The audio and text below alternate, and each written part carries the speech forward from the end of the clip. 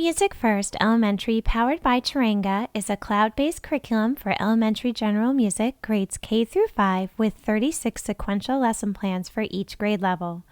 When you open MusicFirst Elementary, you will see an on-screen resource that functions almost like an interactive textbook, and then you'll also see accompanying lesson plans, curriculum maps, and assessment tools for use as well.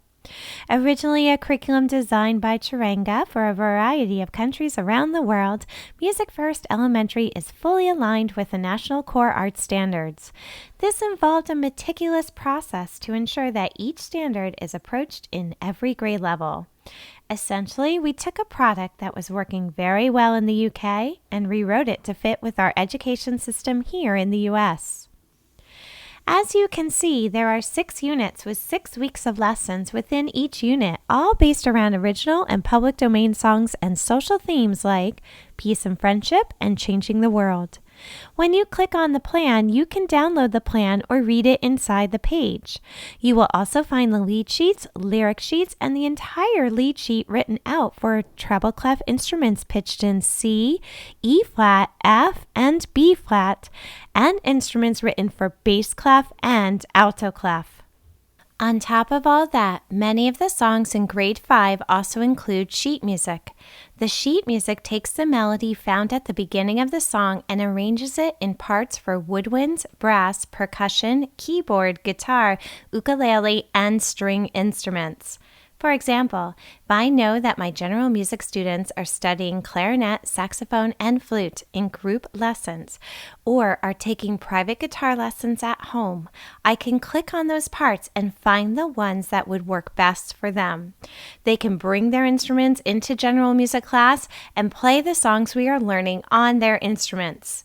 The easiest way to look at all of the parts is to click on Teach and then on Sheet Music.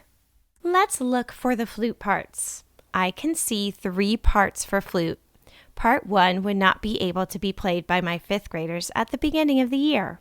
Parts 2 and 3 would be more successful for them. However, if I have a student who has been studying flute for more than a year, then I can give that student part 1 and the other students parts 2 and 3. As I scroll down, I would probably choose clarinet 3 or 4 to encourage performing low notes with basic rhythm patterns. For my saxophonist, probably parts 2, 3, or 4 for the same reasons as the clarinetist. As you continue to look through the parts, I adore that they can be downloaded and then shared to their learning management systems.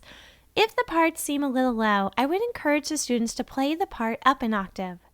If I know that some of my students play guitars and ukuleles, I would encourage them to bring them in and print out the easy and advanced parts for them.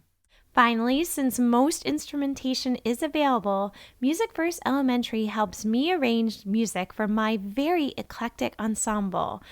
This includes a few low and high strings, a lot of electronic keyboards, some percussion, a couple of brass, and quite a few woodwinds. If you teach ensembles that you end up arranging for due to instrumentation, this curriculum is wonderful. There are very few clicks within MusicFirst Elementary so that the layout is nicely intuitive. If you need to, you could download the weekly lesson plans or the curriculum maps and hand them into your supervising administrator without having to recreate the wheel. You can also download and print out the formative and summative checklists to use while the students perform the unit quizzes at the beginning and end of each unit, or the baseline and the end of the grade level quizzes. There are also music theory quiz logs for the students and teacher to keep track of the assessments throughout the year. These assessments are excellent for retrieval practice and for showing administration that your students are accomplishing grade level objectives. Let's move on to understanding music.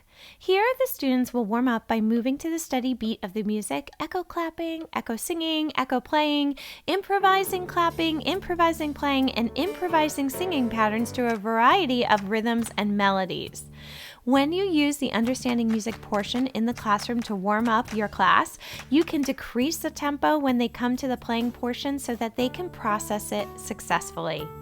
You can also turn on the solfege when the singing patterns are in a key that encourage singing with solfege.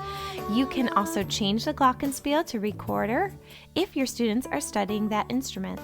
The understanding music portion is the same song for each week in one unit so that the students have consistency when learning and improving on their improvisation, performing, and singing skills.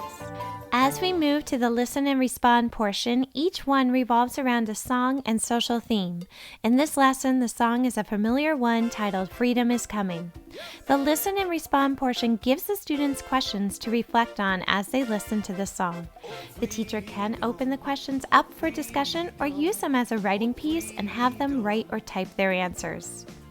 As we listen to the song again, we go through the tabs on the bottom of the screen. These tabs are full of wonderful and amazing information about the music, style, history, performance, and more. For example, in the Respond section, the students learn about tonality, melody, tone color, articulation, form, and style.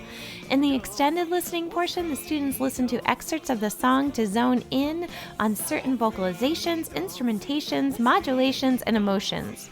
In the Understand portion, they deep dive into the origins of the song and the comprehension of the lyrics. In Freedom is Coming, this song originated in South Africa during apartheid. If your students are studying this as a part of their history curriculum, the Understand portion connects to that very well. This portion also gives you alternative artists to listen to. In other lessons, a person from the culture or area where the music originated speaks about the music. Or sometimes there's a description of a dance that is connected to music, and so much more. The Connect portion shows where the musical style falls on the music timeline. When teaching the song, the Learn to Sing the Song gives you options where you can follow the music as it highlights its measure. It also breaks down the song so your students can learn a verse or chorus. These portions allow you to change the tempo of the recording to assist with learning the song. It also gives you the option to remove the vocals. This little AZ button on the bottom of the screen gives you and your students a convenient glossary to look up terms and music vocabulary. If you are new to teaching a song, revisit the lesson plan, which gives flexible approaches to how to teach the song. Additional activities in this lesson include playing your instruments and composing with the song. When you click on the Playing Our Instruments tab, it gives your students options to play with glockenspiels or recorders. These can be exchanged for boomwhackers, classroom instruments, or body percussion. Again, you can change the tempo if the song's tempo is too fast or slow for your students. This Compose with the Song tab gives you fabulous options for each of your students to compose. You can do this as a group or individual activity. Have the students choose the amount of notes and the instruments for which they will perform the melody. Here we will choose a treble clef E-flat instrument with a 5-note scale. The 6 options gives you a lot of choices so that your students can successfully compose music. The first 3 are rhythmic options and the next 3 are melodic and rhythmic options. Let's choose the staff with note names. Click and drag the note to the screen and it will only allow the 5 notes you chose. The highlight part shows where the note will fall on the staff. Click on the note to raise or lower the pitch or delete it. When finished, listen to the playback and discuss if the note fits into the chord structure. Have the students practice it and perform along with the music. These also can be printed out.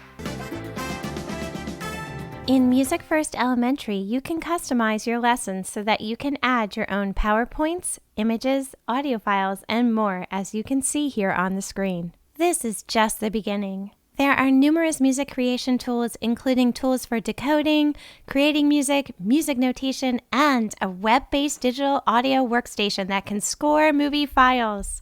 This truly sets MusicFirst Elementary into a league of its own. Check it out today.